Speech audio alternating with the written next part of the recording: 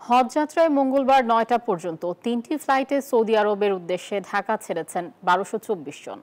এর আগে রাত সোয়া ২টায় হজরত শাহজালাল আন্তর্জাতিক বিমানবন্দর থেকে হজ যাত্রীদের নিয়ে প্রথম ফ্লাইট ছেড়ে যায়। এবারও রোড টু মক্কা কর্মসূচির আওতায় ঢাকাতেই দুই দেশের ইমিগ্রেশন হচ্ছে যাত্রীদের। এছাড়াও প্রযুক্তির ব্যবহার সহ সরকারের পক্ষ থেকে নানা উদ্যোগ নেয় অনেকটা ভোগান্তিমুক্তভাবেই হজ যাত্রা হচ্ছে বলে জানান যাত্রী ও এজেন্সি মালিকরা।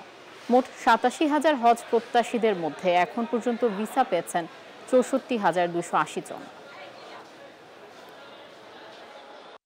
আর আল্লাহ কবুল করছেন বলেই এত দূরে যেতে পারছি। আলহামদুলিল্লাহ, আলহামদুলিল্লাহ, আলহামদুলিল্লাহ। যিনি আমাকে মহব্বত করে খুব ভালোবেসে হয়তো তার ঘরটা টপ করার মতন ক্ষমতা দিয়েছে। শুরু হয়েছে তো কেবল, ইনশাআল্লাহ বাকিটাও হয়ে যাবে। হজ যাত্রার আরো খবর জানাতে আশকোনা হজ ক্যাম্প থেকে সরাসরি যুক্ত হচ্ছেন সহকর্মী মাসুদ সুমন। সুমন, এই মুহূর্তে হজ ফ্লাইটের সার্বিক পরিস্থিতি জানাবেন। বান্ডেল থাকলে প্রতি সেনমানিতে টাকা বাঁচবে। বিকাশ সেনমানি বান্ডেল কিনে জিতুন প্রতি লেনদেনে। ধন্যবাদ আয়েশা আপনাকে। এই মুহূর্তে হজ ফ্লাইটের এখন পর্যন্ত কিন্তু 4টি ফ্লাইট চলে গিয়েছে এবং ১২২৪ জন কিন্তু পবিত্র নগরী মক্কায় পৌঁছেছেন, আমরা যেমনটি জেনেছি। এবং তারপর এখন পরবর্তী সময়ে কিন্তু ১২টা ৫-এ একটি ফ্লাইট রয়েছে এবং ১২টা ৫০-এ কিন্তু আরেকটি ফ্লাইট রয়েছে, সেটির কিন্তু প্রস্তুতি চলছে।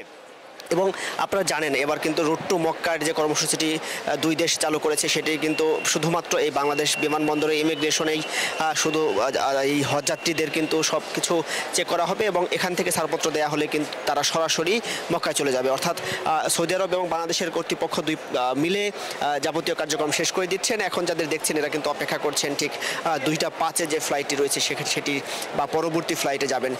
এবং আমরা যেমনটি জেনেছি 12টা 55-র যে ফ্লাইটটি রয়েছে সেখানে কিন্তু এরই মধ্যে ইমিগ্রেশনের কাজ শেষ হয়েছে। আমি যদি যাত্রীদের কথা বলি যারা এই আল্লাহর মেহমান হয়ে মক্কায় যাচ্ছেন তাদের সাথে কথা বলেছি, তারা কিন্তু সন্তুষ্টি প্রকাশ করছেন, দোয়া চাইছেন, বলছেন সারা প্রত্যেকটি মুসলমানেরই ইচ্ছা থাকে জীবনে একবার হলেও পবিত্র নগরী মহান আল্লাহর ঘর কাবা শরীফ তাওয়াফ করার সেটির সুযোগ তারা পেয়েছেন। শেষ পর্যায়ে কাজ চলছে। বলছেন যে আল্লাহর রহমতে যদি এটি সম্পূর্ণ হয় তাহলে এটি তাদের জীবনের সর্বোচ্চ পাওয়া হবে এবং সব কিছু মিলিয়ে এবার হজযাত্রাটি নিয়েও তারা সন্তুষ্টি প্রকাশ করেছেন। বলছেন কোনো ধরনের ভোগান্তি হয়নি। সরকারিভাবে যারা যাচ্ছেন এবং বেসরকারিভাবে যারা যাচ্ছেন সবাই কিন্তু একই কথা বলছেন যে অন্যান্য বছরের তুলনায়। আমরা কথা বলেছি যারা এজেন্সি মালিকদের সাথে এবং যারা গাইড হিসাবে যাচ্ছেন তারাও কিন্তু বলছেন যে অন্যান্য বছরের তুলনায় কিন্তু এবার ভোগান্তি নেই বললেই চলে এবং তেমনটি কিন্তু যাত্রীরাও বলেছেন। তাদের সাথে কথা বলেছি, তারা বলছেন সারা বিশ্বের মুসল্লিদের জন্য, বিশেষ করে ফিলিস্তিনে যে ইসরায়েলি বর্বরতা চালাচ্ছে তাদের জন্য, পাশাপাশি বাংলাদেশে জুলাই আন্দোলনে নিহত হয়েছেন তাদের জন্য, পাশাপাশি সারা বাংলাদেশের সহ সারা বিশ্বের মুসলিম উম্মার জন্য তারা দোয়া করবেন যেন মহান আল্লাহ তাআলা সবার উপর সবাইকে শান্তিতে রাখেন এবং নিরাপদে রাখেন, এমন দোয়াই করবেন। এবং বাংলাদেশ সরকারকেও ধন্যবাদ জানাচ্ছেন সুষ্ঠুভাবে এবং ভোগান্তিমুক্তভাবে এই হজযাত্রাটি সম্পন্ন করার জন্য। এই ছিল আমার কাছে সর্বশেষ। আয়েশা। মাসুদ সুমন, আপনাকে ধন্যবাদ।